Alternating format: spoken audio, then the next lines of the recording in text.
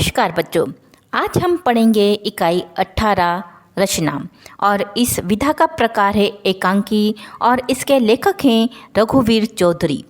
उनका जन्म 1938 ईस्वी सन में हुआ। सर्जक, चिंतक, कर्मशील रघुवीर चौधरी का जन्म बापूपुरा, जो जिला गांधीनगर है, उत्तर गुजरात में हुआ। स्कूली शिक्षा मानसा तथा उच्च शिक्षा अहमदाबाद सेंट जेवियर्स कॉलेज से हिंदी का अध्यापन भाषा साहित्य भवन गुजरात यूनिवर्सिटी के हिंदी विभाग अध्यक्ष प्रोफेसर पद से निवृत्त हुए और नई तालीम की संस्था के सूत्रधार बने। रघुवीर भाई ने गुजराती भाषा में लगभग सभी विधाओं पर सअधिकार ने एक समान अधिकार लेखन किया है। कथा साहित्य, नाटक, कविता, रेखाचित्र आदि में उल्लेखनीय योगदान दिया है। अमृता, उपरवास, कथात्रिय, वेणुवत्सला, सोमतीर्थ, रुद्रमहालय आदि उपन्यास उनकी कीर्ति के स्तंभ हैं। गोकुल मथुरा, द्वारका, अमृता तथा उपरवास, कथात्रिय के हिंदी अनुवाद प्रकाशित हो चुके हैं। ग्रामीण जीवन के निकट संपर्क, शहरी अनुभवों की अभिव्यक्ति के साथ ही ऐतिहासिक उनकी रचनाओं के प्रमुख आयाम हैं। मूल्य निष्ठा उनका रचनाओं के प्रमुख स्वर है। उनकी लंबी कविताएं, बचाव नामों इस दृष्टि से उल्लेखनीय है। रघुवीर भाई को उपरवास कथात्रयी के लिए साहित्य अकादमी पुरस्कार मिला है। वे गुजराती के सभी प्रतिष्ठित पुरस्कारों से सम्मानित हो चुके हैं। इनमें रणजीत राम स्वर्णचंद्रक, कमा मुंशी स्वर्णचंद्रक, गोवर्धन राम त्रिपाठी पुरस्कार आदि मुख्य हैं। इन्हें साहित्य अकादमी की मानद फेलोशिप प्राप्त है। भारत का प्रतिष्ठित साहित्य सम्मान ज्ञानपीठ पुरस्कार से आपको सम्मानित किया गया है। चलो अब हम पढ़ते हैं एकांकी रचना। एकांकी किसे कहते हैं? नाटक का एक अंक, वह घटना जो एक अंक में बताई गई हो उसे एकांकी कहते हैं। शाम का समय है। ग्राम पंचायत के कार्यालय के दरवाजे के पास बैठा चौकीदार जमाई ले रहा है, बगासे खा रहा है। दूर बैठे रमेश, निमेश और नरेश गंभीरता से बात करते दिखाई देते हैं। गोपी प्रवेश करती है। गोपी दोनों ओर देख लेने के बाद, अविनाश जी यहाँ नहीं आए? निमेश, अरे गोपी तुम, क्या कोई काम था अविनाश का? गोपी, खास तो नहीं, पर कल उन्होंने वादा किया था कि आज इसी समय वे मुझे प्रसाद जी की कविता समझाएंगे। रमेश, कविता समझाने से कोई फायदा नहीं होगा गोपी, कोई ठोस काम करो या अविनाश को करने दो। गोपी, आप भी कैसा मजाक कर रहे हैं रमेश भाई?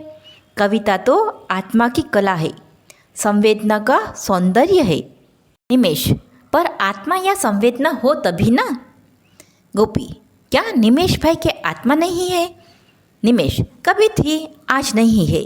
हम सब आज निर्णय कर चुके हैं कि जो हमारे हाथ हैं वे ही पर्याप्त है। गोपी, हाथ तो सभी के होते हैं। नरेश, पर हम आज इन हाथों का कमाल दिखाएंगे, इससे कुछ नया काम करेंगे। गोपी, मैं समझी नहीं नरेश भाई। नरेश, हम इन हाथों का सदुपयोग करेंगे, इससे अच्छा काम करेंगे। गोपी, यह तो आपने और भी मुश्किल बात कही। रमेश, तुम अभी बच्ची हो, जाओ कविता पढ़ो। गोपी, सो तो आपकी सलाह बिना भी पढ़ूंगी, लेकिन सचमुच आप अपने हाथों का सदुपयोग करने जा रहे हैं तो इच्छा होती है कि मैं भी साथ क्यों ना दूं। रमेश, तुम्हारे हाथ अभी कोमल है बहन, यानी कि नाजुक है। जाओ, अविनाश से मैं कहूँगा कि तुम आई थी, जाओ। मगर हाँ, इंतज़ार मत करना, आज हम यहाँ से हटने वाले नहीं हैं। ना तो पंचायत से किसी सदस्य को हटने देंगे जब तक वे हमारे सभी सवालों के जवाब न देते। गोपी, जवाब क्यों नहीं देंगे? जो लंबा भाषण कर सकते हैं उसके लिए जवाब देना तो बड़ा आसान होता है। नरेश, आसान होता तो वे यहाँ आकर हमसे बात ना करते। और खड़ा होकर चौकीदार की ओर जाता है। देखो तो सही, दरवाज़ा बंद करके सभी भीतर बैठे हैं, नालायक उल्लू के पट्टे। निमेश, अब शब्दों के उपयोग पर अविनाश का प्रतिबंध है, याद रखो ऐसे शब्द नहीं बोलना है। नरेश, तभी तो हम अभी तक शांत हैं। कितनी बार तो हमने प्रार्थना पत्र दिए, कितने दिन तक प्रतीक्षा की, आखिर हार कर आज उपवास पर बैठे हैं। रमेश, नरेश की बात को आगे बढ़ाते हुए, ठीक 2 घंटे पहले उनकी मीटिंग शुरू हुई थी।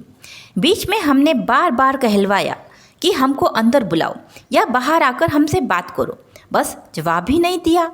नरेश, जैसे हमारी हस्ती ही उन्हें कबूल नहीं। रमेश, ऐसा तो नहीं है, पर वे जानते हैं कि पिंजरा पोल के मवेशियों की तरह ये कुछ नहीं कर सकते, यानी कि पिंजरे में रहने वाले जो जानवर है वो कुछ नहीं कर सकते, उसी तरह हम भी कुछ नहीं कर सकते। नरेश ऊंची आवाज़ में, हम कुछ नहीं कर सकते? निमेश, जवाब तलब कर सकते हैं।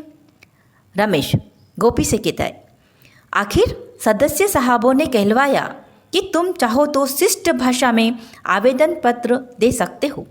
गोपी, बड़ी मेहरबानी की उन्होंने, पर क्या आप शिष्ट भाषा का उपयोग कर सकेंगे? नरेश, अविनाश कर सकता है।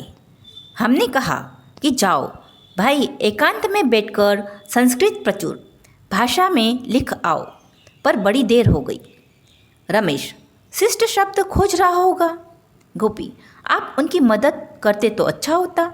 नरेश, बस हमने मीटर दे दिया है। गोपी, मैं जान सकती हूँ? नरेश, क्यों नहीं, सारा गांव जानता है इन सदस्य महोदय के बेशर्म होकर भ्रष्टाचार के कई मामलों में जो सहयोग किया है। गोपी, चलिए, एक क्षेत्र में तो सलाहकार की भावना फली।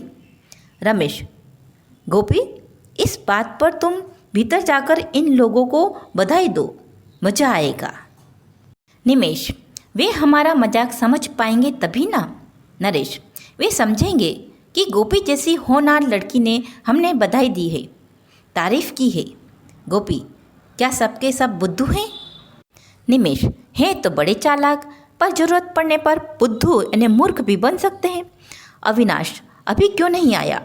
जरा देखो तो सही। गोपी, शायद दद्दा के घर बैठा हो।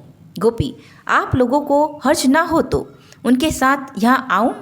रमेश, हर्ज तो शायद तुम्हारे बड़े भाई साहब को होगा। गोपी, यह आपकी गलतफहमी है, मैं आऊँगी। और गोपी वहाँ से चली जाती है। नरेश बंद दरवाजे के पास जाकर दरार से देखने की कोशिश करता है। चौकीदार हाथ पकड़कर उसे हटा देता है। रमेश, क्या कुछ पता चला? नरेश, कैसे चले, मुंह में मुंह डालकर घुसुर फुसुर कर रहे हैं सभी। अविनाश प्रवेश करते हुए, किसी का तिरस्कार मत करो नरेश, हम इस गांव के पढ़े लिखे युवक हैं, हमारी जिम्मेदारी कुछ ज़्यादा है। रमेश, सो तो है ही। अविनाश से आवेदन पत्र लेकर पढ़ता है। निमेश, क्या लिखा है? अविनाश, बस वही, उनके सभी घोटाले, पंचायत के घाटे के कारण उर्वरकों के वितरण का प्रश्न, गरीबों के लिए आने वाले रेशन को काला बाजार में बेचने की बात, उर्वरक यानी कि खेती के लिए उपयोग होने वाला खाद, और जो राशन आता है उसको चोरी चुपके दुगने भाव में बेच देना, उसको काला बाजारी कहते हैं। वो सारी बातें उसमें लिखी। निमेश, वे तो कह देंगे कि रेशन वगैरह का काम तो सहकारी मंडली करती है। रमेश, मगर उस मंडली पर कुंडली मारकर तो वे ही बैठे हैं या कोई और? नरेश, ठीक है, जाओ दे आओ। अविनाश, आप दे आइए रमेश भाई। निमेश, हाँ, आप बड़े हैं हम सबसे। रमेश, इससे क्या, हमको जगाया तो है अविनाश ने ही। अविनाश, छोड़िए इन फालतू बातों को, आप दे आइए और कहिए कि हमें आज ही जवाब चाहिए। नरेश, अभी। रमेश, अच्छा, चौकीदार के पास जाकर दरवाज़ा खोल दो, कहता है। मैं कहता हूँ दरवाज़ा खोल दो। क्या हुक्म?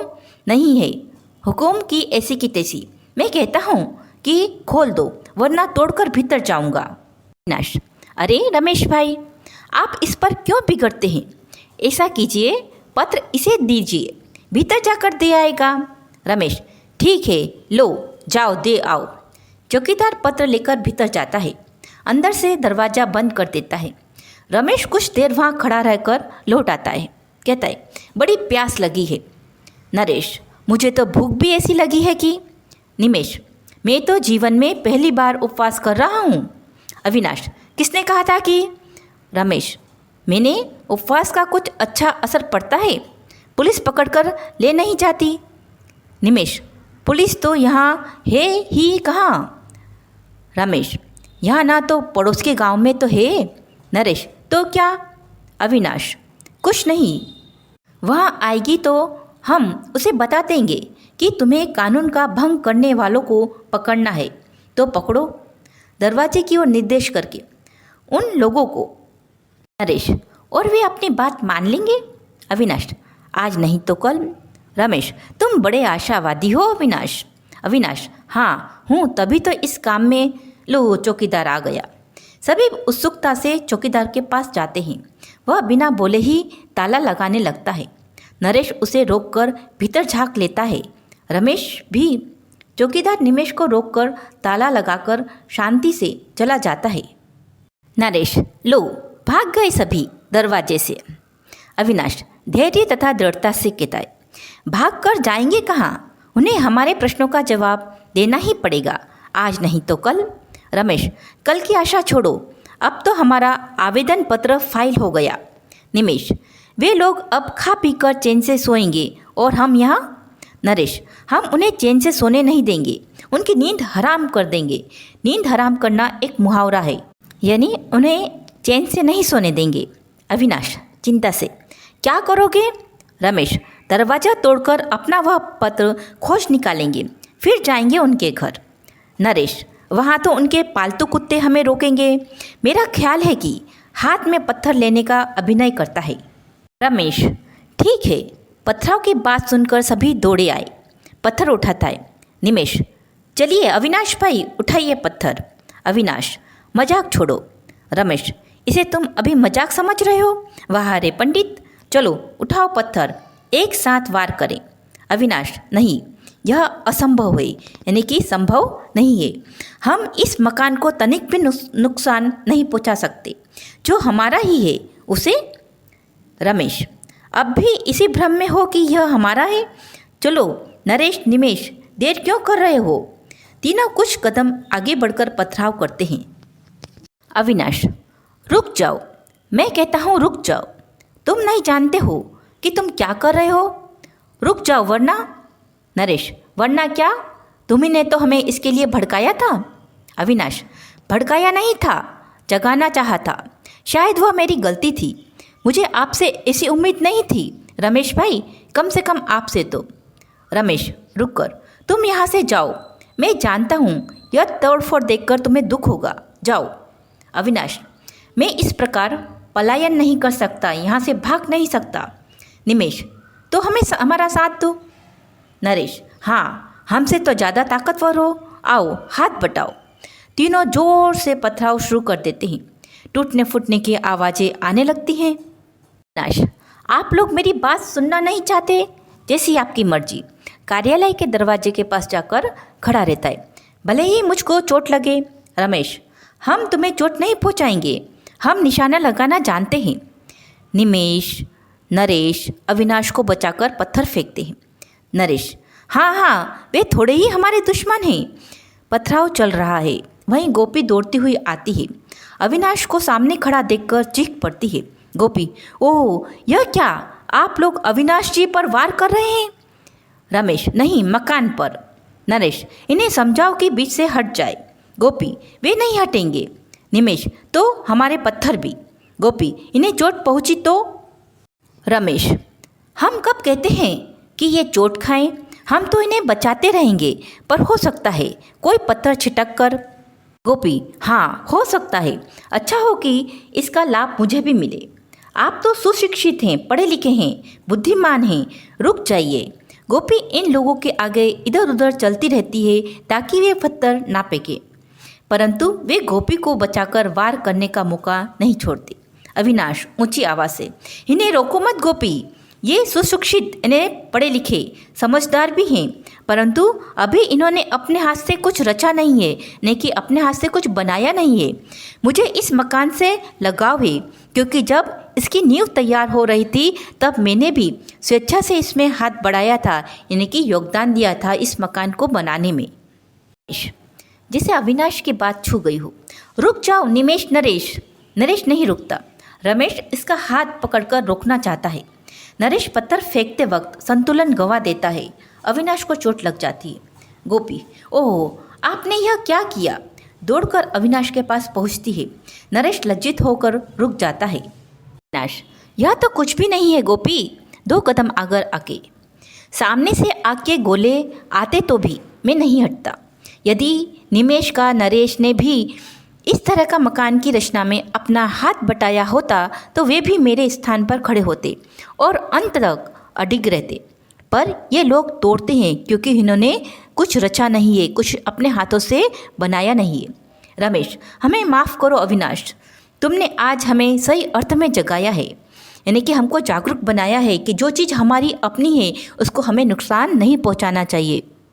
अपने प्राणों की बाजी लगाकर हम संकल्प करते हैं कि तुम्हारी या किसी की रचना को तोड़ेंगे नहीं, प्रतीक्षा करेंगे, सहेंगे, यानी कि इंसाफ के लिए हम सही तरीका अपनाएंगे, अपने ही देश की संपत्ति को नुकसान नहीं पहुंचाएंगे। गोपी, इनमें तो मैं भी आपका साथ दूंगी। निमेश, फिर प्रसाद जी की कविता का क्या होगा? गोपी, हो सकता है किसी नए प्रसाद की रचना इस विद्रोह और प्रतीक्षा के बीच जन्म ले। आगे आकर बैठती है, सभी उसका अनुसरण करते हैं। कल हमारे देश में किसी भी चीज़ का विरोध प्रकट करने के लिए बल प्रयोग, तोड़फोड़ का तरीका लाया जाता है, लेकिन इस एकांकी के माध्यम से लेखक हैं वो वर्तमान परिस्थितियों में युवकों को तोड़फोड़ के बजाय प्रतीक्षा करके और सामाजिक कार्य में जुड़ने का संदेश देते हैं।